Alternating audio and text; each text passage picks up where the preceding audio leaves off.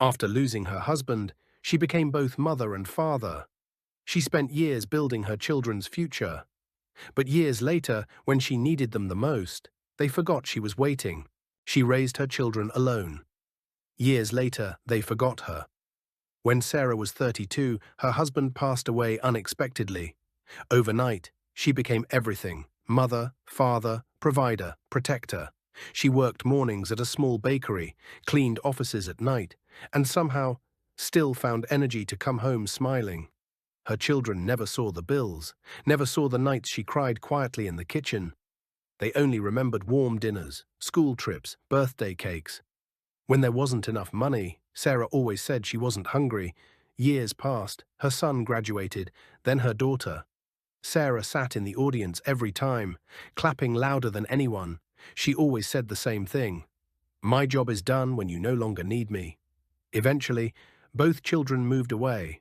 At first they called often, then less, then only on holidays. Sarah never complained. She kept their rooms clean, left their favorite snacks in the kitchen, just in case.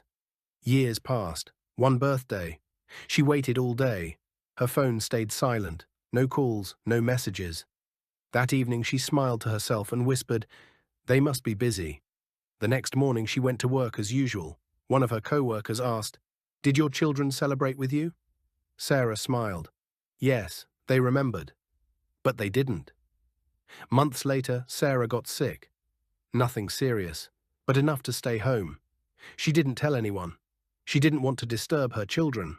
One afternoon, someone knocked on the door. It was her neighbor. He handed her a small package. Inside were old photos, school events, family pictures, and a note. The neighbor had found them while helping clean. Sarah sat quietly and looked through them.